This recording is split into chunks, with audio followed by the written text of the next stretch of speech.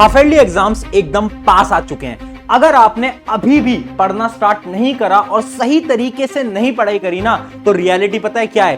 Class 11th के अंदर आप फेल भी हो सकते हो। हाँ, ये क्लास 10th की तरह नहीं है, अब क्लास 11th आ चुकी है। यहां पर आपको पढ़ना पड़ेगा, मेहनत करनी पड़ेगी, प्लानर बनाना पड़ेगा और उसे फॉलो करना पड़ेगा। तो आज मैं आपको बताऊंगा एक ऐसा सीक्रेट प्लानर जिसकी मदद से आप हाफ ईयरली का सारा सिलेबस भी कंप्लीट करोगे और बहुत बेहतरीन स्कोर भी लेकर आओगे।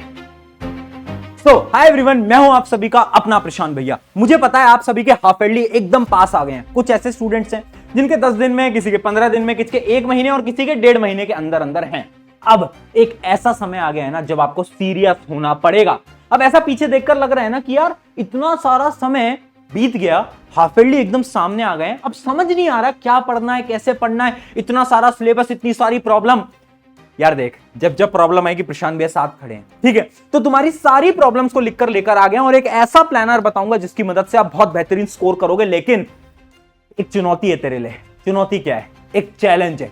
चैलेंज ये है कि जब तक तेरे हाफ ईयरली नहीं हो जाते तब तक क्या तू मेहनत करने को तैयार है?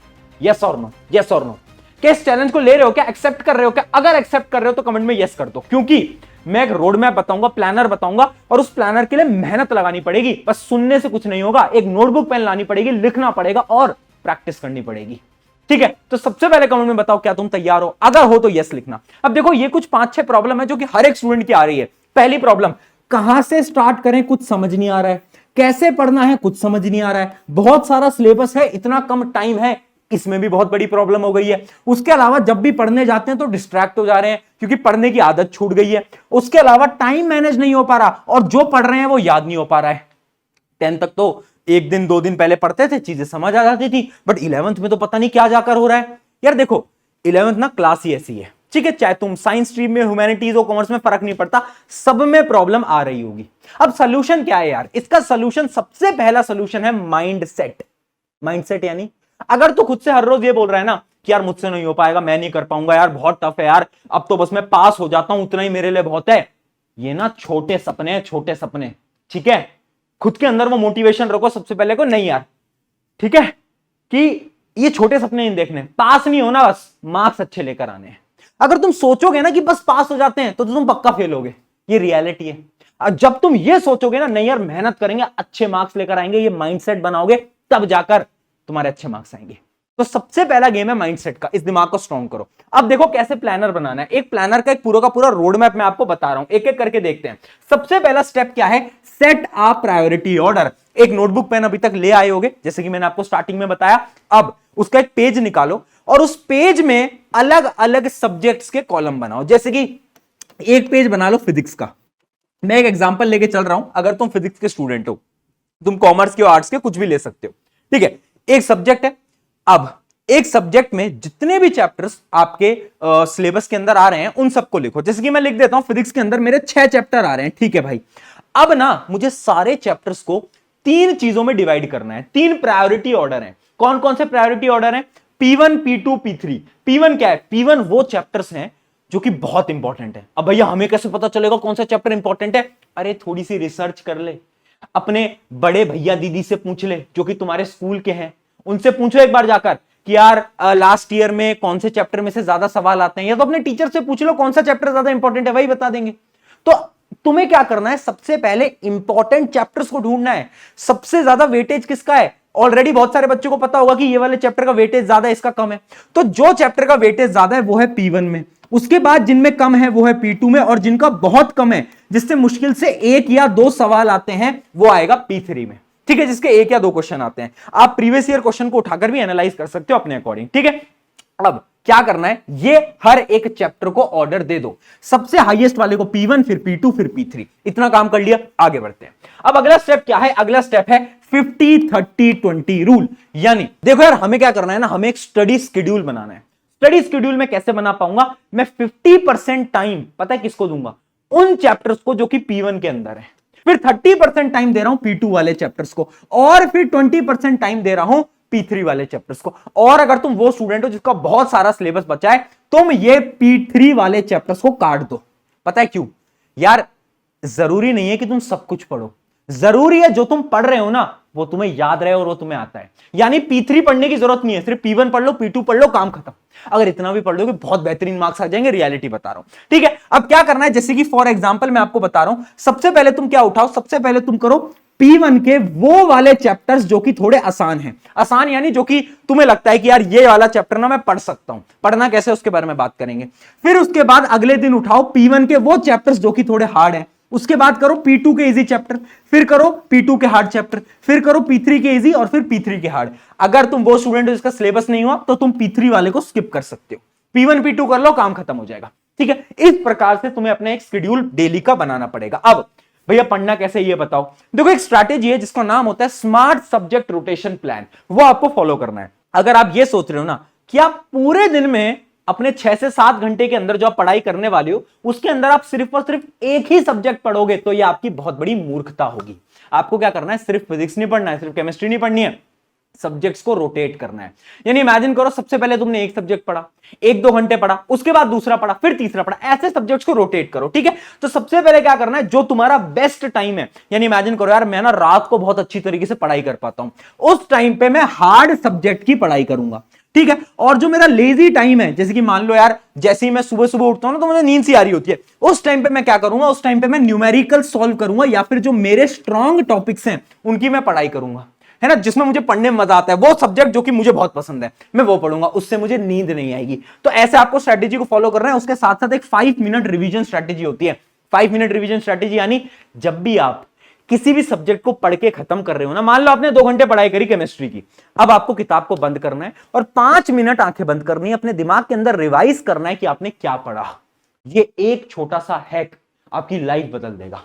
ये जो प्रॉब्लम है ना, बार बार रिवीजन करना पड़ता है, रिवीजन करना पड़ता है, खत्म, ये प्रॉब्लम खत्म हो जाएगी अगर इसको फॉलो कर लिया तो। बहुत शानदार टेक्निक है, ट्राई करना। ठीक है, इसके बाद देखते हैं अब ये पढ़ना कैसे, ये तो बताओ। सिंपल सी बात है, टाइम है कम, उठाओ वन शॉट। क्या उठाओ, वन शॉट। अगर तुम्हें फिजिक्स पढ़नी है, मैं यहां पर ऑलरेडी बहुत सारे चैप्टर्स डाल चुका हूं, आगे भी डलते जाएंगे, ज्यादा लोड नहीं लेनी, तो सबसे पहले वन शॉट उठा लो। ठीक है, और देखना वो बड़े बड़े वन शॉट मत उठाना जो कि 5-5, 6-6, 7-7 घंटे के हैं। क्यों? क्योंकि यार उतना टाइम हमारे पास है नहीं, अगर हम उतने डिटेल में जाने लगेंगे तो काम खराब हो जाएगा। ठीक है, तो तुम छोटे वाले वन शॉट उठाओ और उसके बाद तुम क्या कर सकते हो, एनसीईआरटी के क्वेश्चंस करो। याद रखना, सिर्फ और सिर्फ क्वेश्चंस बोल रहा हूं, रीडिंग नहीं बोल रहा। एनसीईआरटी की रीडिंग नहीं करनी, हाँ बायोलॉजी जैसे सब्जेक्ट में करनी है, बट सब में करने की जरूरत नहीं है। उसके अलावा आपको क्या करना है, पीवाईक्यूज जो आपके स्कूल के प्रीवियस ईयर पेपर हैं। एक बड़ा हैक बताता हूं आपको।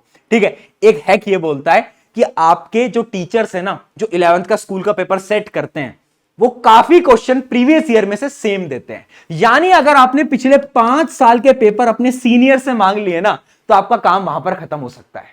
तो ट्राई करना पीवाईक्यूज को आप सॉल्व कर पाओ जो कि आपके स्कूल के अंदर प्रीवियस में रिपीट हुए हैं। उसके साथ साथ आपको टॉपर्स का रिवीजन हैक करना है, जो कि जस्ट मैंने आपको अभी बताया कि जितना भी आप पढ़ रहे हो, किताब बंद करी, 5 मिनट के अंदर आंखें बंद करी और सारी चीजों को रिवाइज कर लिया। ये आपकी स्टडी स्ट्रैटेजी पूरी तरीके से रहने वाली है। अब अगर तुम ये बोलोगे भैया डिटेल में बता दो, तो सबकी डिटेल में तो मैं नहीं बता सकता, बट तुम्हें साइंस सब्जेक्ट में बता सकता हूं, जो कि फिजिक्स, केमिस्ट्री, बायोलॉजी और उसके साथ साथ मैथ की भी मैं बता देता हूं कैसे पढ़ना है। ठीक है, तो ध्यान से देखना। अगर मैं बात कर रहा हूं फिजिक्स की, तो तुम्हें क्या करना है ना, सबसे पहले कॉन्सेप्ट को पकड़ना है। कैसे पकड़ोगे, वन शॉट की वीडियो से मैंने बना रखी है, तो उससे तुम्हारे कॉन्सेप्ट क्लियर होंगे। अब ये जो एचसी वर्मा है ना, ये तो हाथ भी मत लगाना, काट दो भाई, एचसी वर्मा मत उठाओ। अरे नहीं पूछ रहे एचसी वर्मा से सवाल, तुम कॉम्पिटिटिव एग्जाम की तैयारी कर रहे हो ना, तब पूछा जाएगा, अभी नहीं पूछा जाएगा। उसके अलावा एनसीईआरटी के न्यूमेरिकल्स करो, सिर्फ और सिर्फ फिजिक्स में। ठीक है, केमिस्ट्री के 3 पार्ट होते हैं, फिजिकल, ऑर्गेनिक, इनऑर्गेनिक। फिजिकल तो सिंपल है बेटा, फॉर्मूला पढ़ो न्यूमेरिकल करो, फॉर्मूला पढ़ो न्यूमेरिकल करो। बट जो ऑर्गेनिक है ना आपकी ऑर्गेनिक केमिस्ट्री, उसके अंदर ना आपको पूरा मैकेनिज्म को समझना पड़ेगा। इसमें भी वन शॉट पढ़ो और एनसीईआरटी के क्वेश्चन सॉल्व करो। लेकिन जो इनऑर्गेनिक है ना, इसमें आपको NCERT line to line read करनी पड़ेगी, बहुत ज्यादा बेनिफिशियल रहेगी। सिमिलरली बायोलॉजी में भी आप एनसीईआरटी पूरी पढ़ो।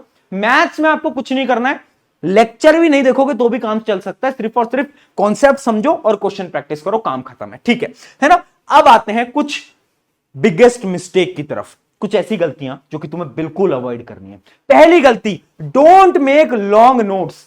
यार ये समय नहीं है नोट्स बनाने का, बच्चे नोट्स बनाए जा रहे हैं। नोट्स क्यों बना रहे हो नोट्स, क्या करोगे नोट्स का? अरे रफ नोट्स बनाओ, वो नोट्स बनाओ जो कि तुम्हें समझ आ रहे हैं। ऐसे नोट्स बनाओ जो कि ठीक है यार बस तुम रीड कर पा रहे हो, जल्दी जल्दी बना लो। 4 पेन का इस्तेमाल मत करो। अगर तुम 4 पेन का इस्तेमाल नहीं करोगे कुछ नहीं बिगड़ेगा, ठीक है। तो सबसे पहली चीज तो क्या है, लॉन्ग नोट्स मत बनाना, ठीक है। Don't waste too much time, यानी अपना ज्यादा समय वीक एरियाज में खराब मत करो। पता है तुम्हें क्या करना है, तुम्हें स्ट्रॉन्ग एरियाज को पकड़ना है और क्वेश्चन प्रैक्टिस करनी है, क्योंकि 11th क्लास में ना कॉन्सेप्ट से ज्यादा इंपॉर्टेंट होता है क्वेश्चन।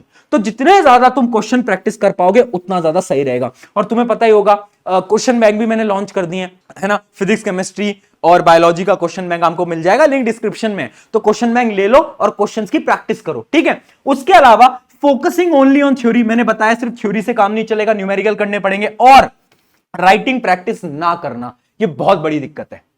अगर तुम किसी कॉम्पिटिटिव एग्जाम की तैयारी कर रहे हो ना, तो तुम्हें लिखने की तो आदत ही नहीं होगी, क्योंकि तुम तो एमसीक्यू क्वेश्चन सॉल्व कर रहे हो। और जब तुम स्कूल में पेपर दोगे ना, तो होगा क्या ना कि तुम्हें लगेगा यार आंसर लिखते कैसे हैं, वो तो याद ही नहीं आ रहा, वो तो समझ ही नहीं आ रहा।